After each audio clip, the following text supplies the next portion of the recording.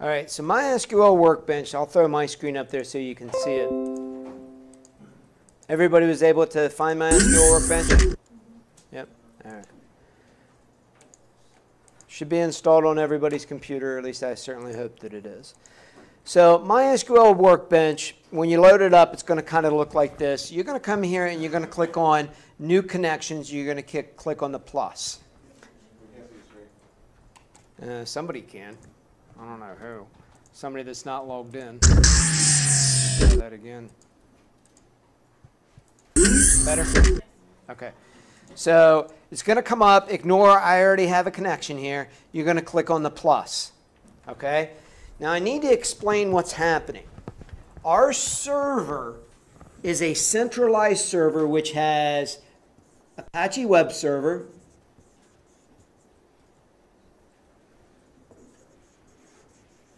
it has the FTP server, and it has PHP installed, and it also has MySQL server for the database installed. This is an atypical setup in large enterprise environments. Oftentimes what will happen is the database will be on its own installation. All right? Because when we're using a database in a production environment, we have hundreds upon thousands of simultaneous connections to that database. The more people we have, the more data that's in it, the more resources it needs. All right? So oftentimes that's going to be off by itself. But in this case, it's located locally to the web server. The way we are going to connect is going to be in clear text. All right? It's going to be a clear text connection. So we're going to set up our MySQL Workbench to be able to connect into our account on the MySQL server and manipulate things. This also makes it quite convenient for teaching you how to interface with the database, because now you don't have to worry about funky external database connections. All right? We just connect in as we code things in PHP, which we don't in Chapter 7. There's no PHP. We're taking a one chapter break from PHP. All right? Nothing but SQL and databases. So we connect to it. Now, we're going to go clear text because it actually takes a fair amount more effort for me to set up encryption credentials for everybody in the class. All right? Maybe one of these days I'll fix my script, but I just haven't found the time to do it. In an ideal world, I'm going to tell you what it would be like. We would actually be connecting over SSH, a secure shell. So there would be a tunnel created around my connection between my client, MySQL Workbench, and the server which houses the actual database. So MySQL Workbench, that is a client which enables us to be able to interact with the database in a remote location. Very similar to FTP client, FileZilla, that allows you to upload and download files to the server on the remote location. Everybody with me and understand what's going on? I'd be happy to. The way I would ideally like to do it is encrypt our data in an SSH tunnel, a secure shell. That's how I would ideally like to do it. And that's how you should do it in production, but I'm not showing you how to set all that up, so I'm not worried about it. You'll learn that in future classes. So what would happen if we set that up? All of our data, everything would go through that tunnel, so it would be encrypted. We're not going to do that. We're going to do a clear text. We're going to have MySQL Workbench installed on our remote location. That's going to be our client. And that's going to enable us to interact with everything out on my server. Better? You getting it? Now in the book, if you look at the book, it starts talking about using a console, right? Using a command line. MySQL Workbench is a lot better. So we're always going to use that. So to set up a new connection, you're going to click on the plus on MySQL Workbench. By the way, you can download this at home. It's free for Mac or Windows or Linux. Connection name.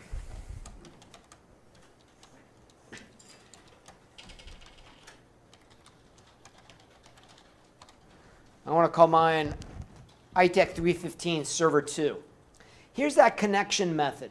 If I do standard TCP IP, everything is going to be sent in clear text, right? If I had the SSH, I would click on my drop-down, and you notice that there would be a standard TCP IP over SSH. I need to be clear, if I'm setting up a tunnel, that is one set of credentials, and logging into my database is the second set of credentials. So if we were doing over SSH, we'd enter in the credentials for the encryption tunnel and the credentials to connect to the database. Gregory? I'll just make sure. Are you recording on the screen too? Mm-hmm. Yep. So we're going to do standard TCP IP. What's my host name? Meaning, what's the IP address of my remote server? Or what's the host name? Either one. ITech 315 .frostburg.edu.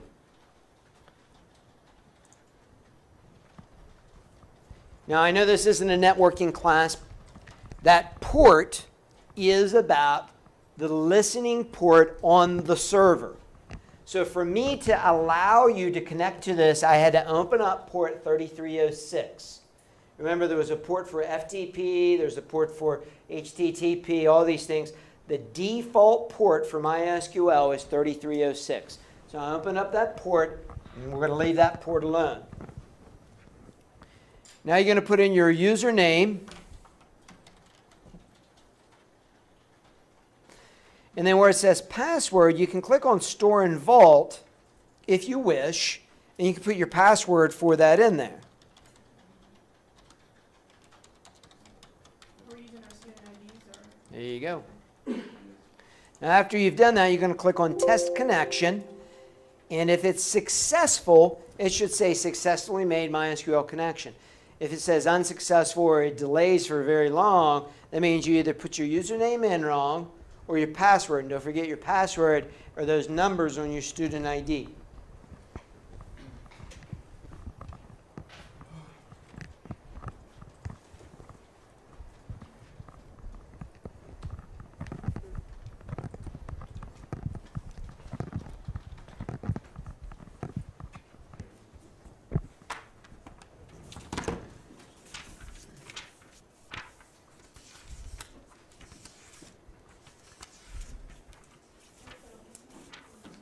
Double check your stuff.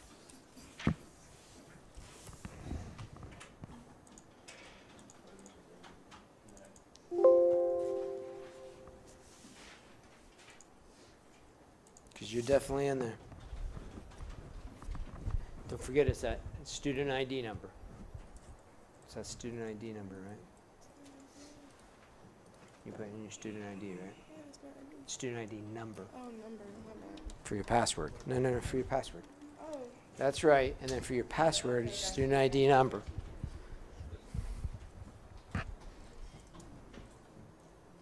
Connected? Yeah. Connected.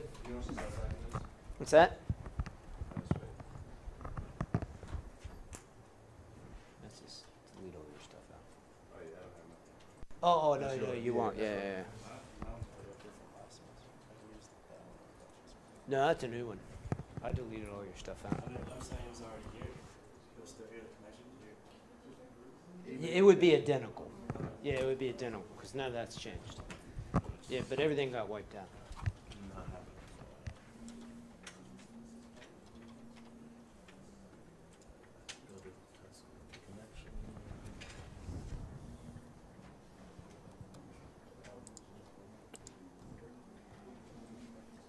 Bill iTech girl.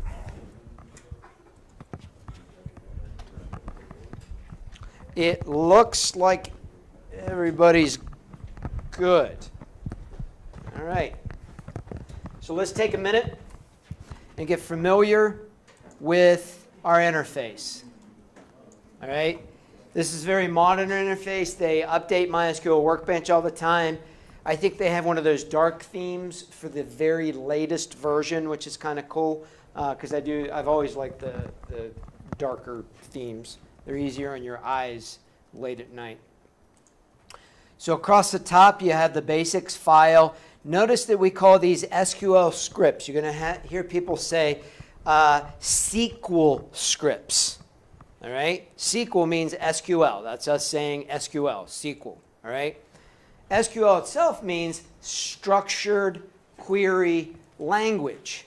Now, when I see you again in Capstone, I want to ask some of you all, you've been programming lately? And a bunch of you are going to be like, hell no, not since I saw you. I'm like, oh yeah, did you take database? Oh, I love database.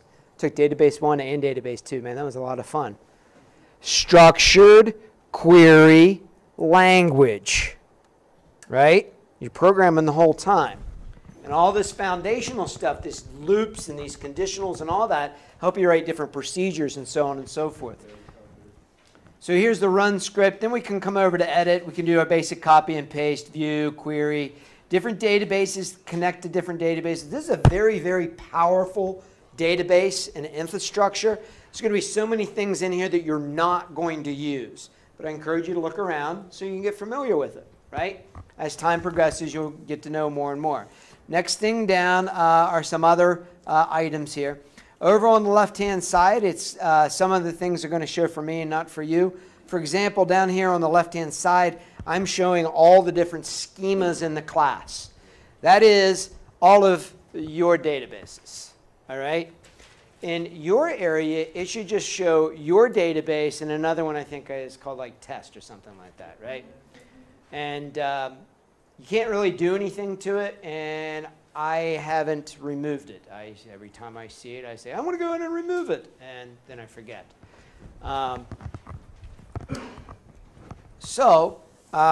With all of that being said, and you have a look at some of these things, notice right here at the top of schema, there's a little refresh button.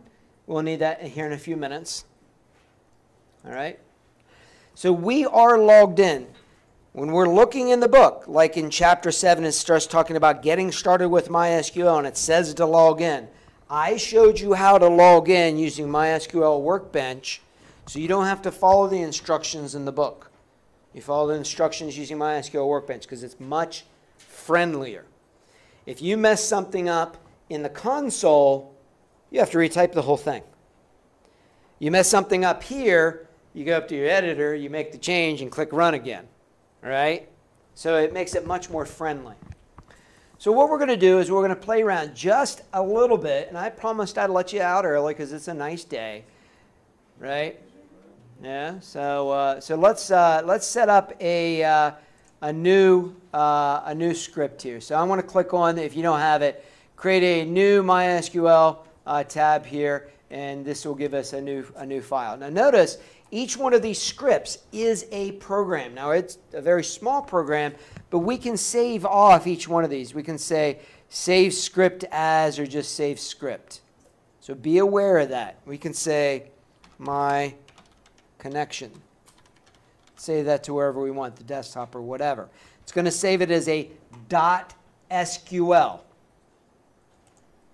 I'll show you a script that I generated. Let me see here. File. Open. Just before class, I created all of the accounts. Here's the script to create all of those accounts. Now, I generated that with another language at the beginning of the semester, but there's the script. I got to do whatever to my users all the time, so I make the little script, I make the little program to run. So I brought that up and I ran that.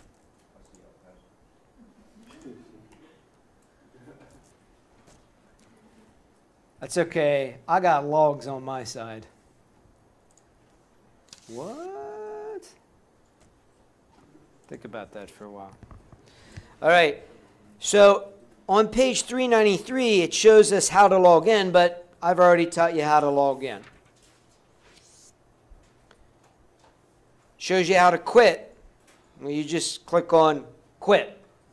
So let's try the whole on 395. How do we show databases? So I want to type in show databases. I want to end this with a semicolon. Now, how do I execute it? Well, I got a couple different ways to execute. Again, I want you to get in the habit of keeping your hands on the keyboard as much as possible. All right? So to execute the whole script, does it tell me if I hover? No. If I want to execute the whole script, I can hit Control-Shift-Enter. If I want to execute the current statement where my cursor is, I just use Control-Enter. So, hit Control-Enter. See my query. You've just written your first query in MySQL, and it shows the databases that you have access to. So I got a bunch of them, and you should have 2 of them, and it should show up right here. Everybody good? Kind of. There might be another one in there, like a web something or. Yeah. Yeah, you won't be able to do anything with the other 2. Just yours. All right. All right. So let's do something kind of basic here. So I have already created. We have a few limitations to my implementation because I want to be able to reach in and help you out if necessary. So as a result, there's a few limitations to your all's user accounts. I also don't want you messing with somebody else's stuff, right? Which I could. I have privileges to mess with all your stuff, but I won't mess with it. I'll help you out, right? So one of the limitations is this. When we create a new database, because you can have multiple databases. This is a database engine, right? And in your database engine, you can have multiple databases. And inside of those databases, you can have multiple tables. Multiple tables have multiple fields, so on and so forth. So in this particular case, let's take and drop your database, okay? So you're going to say, I want to make sure I give you the right command, drop database, whoops, drop database space your database name. Now you can try one of the other ones, but it's probably not going to work for you. For example, I should be able to drop database test. Control-Enter executes just that line. I got an error. That's okay. Did it execute for you? Some people it did. Some people it didn't.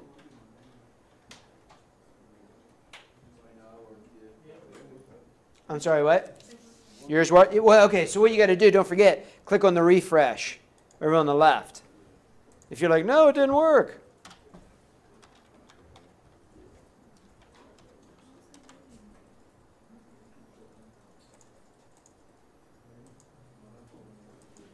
Now, some people that haven't dropped theirs yet, try it out.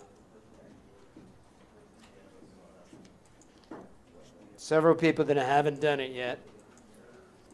There, they're starting to disappear now. Neighbors help neighbors.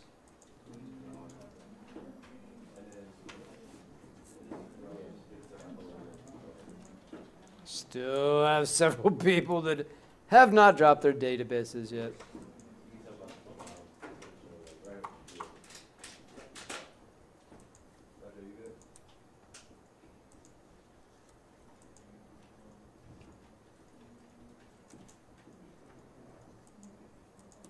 Okay, so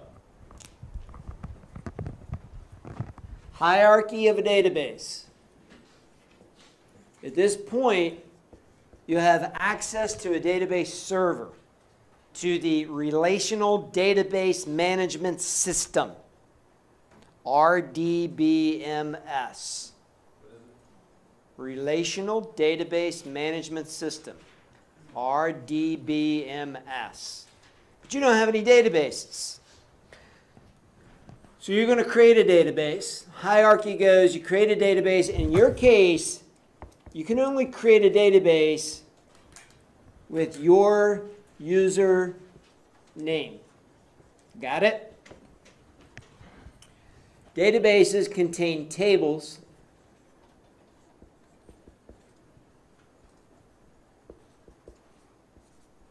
Boy, I just can't spell today. Tables contain records. Records contain fields. Fields contain data. And there is an explicit difference between data and information. Information is made up of data. Data makes information. All right? So database, in database we have multiple tables. Tables are made up of records. Records are made up of fields, and fields are made up of data.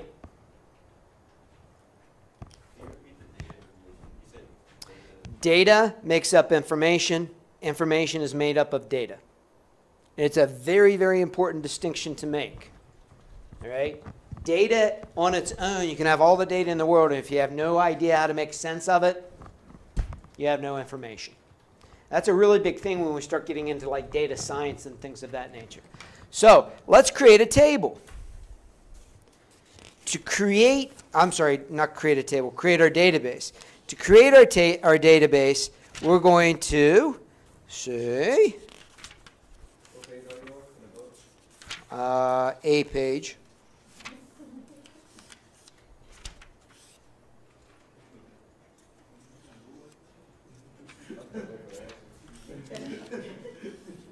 I'm on a page. I just want to make sure I'm giving it to you right the first time. I've learned my lesson. So on page 400 at this point, we say create database. What's got to be the name of your database? Your username. I can create other ones you can't. And then execute that. Upon execution, it should tell you, whoops. Create database, Mike 5, 1 row is affected. If you get the green, that means it's been executed. If you click on the refresh, you should see that your database has been created at that point.